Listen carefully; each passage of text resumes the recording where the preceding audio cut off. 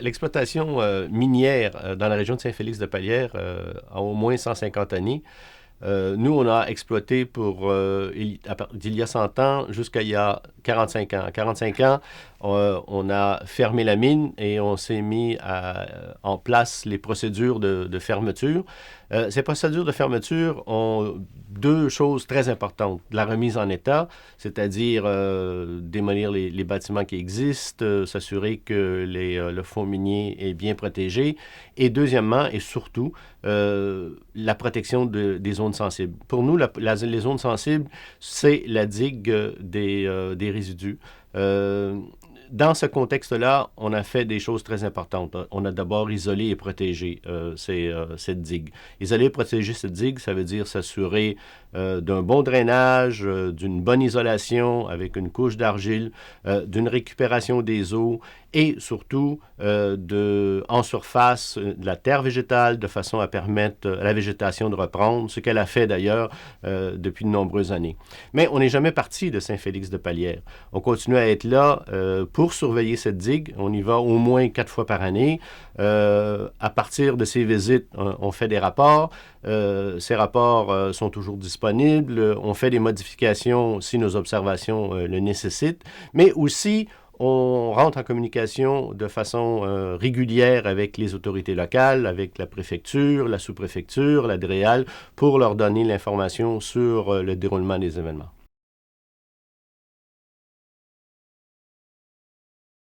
Non, Umicore n'a pas enfoui de déchets toxiques.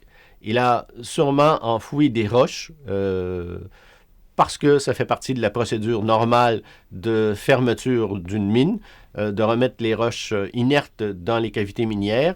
C'est pas possible qu'on ait mis des produits toxiques, c'est impensable parce que, toute cette procédure est bien encadrée par les autorités locales et c'est déterminé clairement les procédures qui doivent être faites.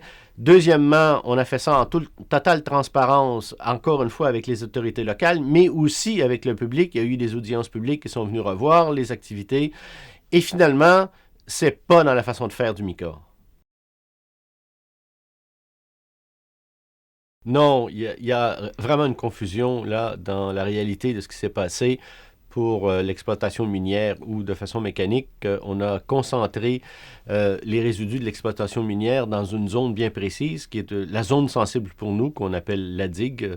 Dans cette zone, on s'est intéressé à faire l'isolation, à protéger la zone, à récupérer les eaux de ruissellement et finalement à faire une végétation pour que ça s'intègre bien dans le décor local.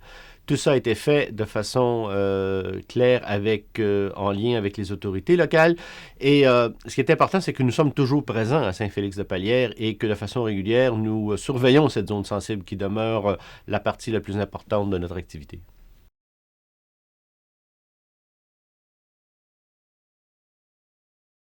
Ben, je veux dire oui, c'est normal parce que bon, c'est la raison pour laquelle l'exploitation minière s'est développée dans cette région à cause de leur prévalence. Ensuite, c'est vrai que l'exploitation minière a donné lieu à des résidus. Ces résidus ont été concentrés dans la digue. Cette digue est la zone sensible que nous, on protège, on a isolé et que l'on surveille de façon régulière, tout ça en conformité et en consultation avec les autorités locales.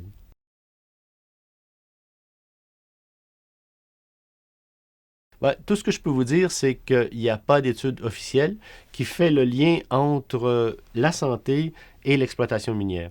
Dans ce cas-ci, seules les autorités sanitaires ont la légitimité nécessaire, la compétence scientifique, la rigueur, le sérieux nécessaire pour mener à bien des études épidémiologiques.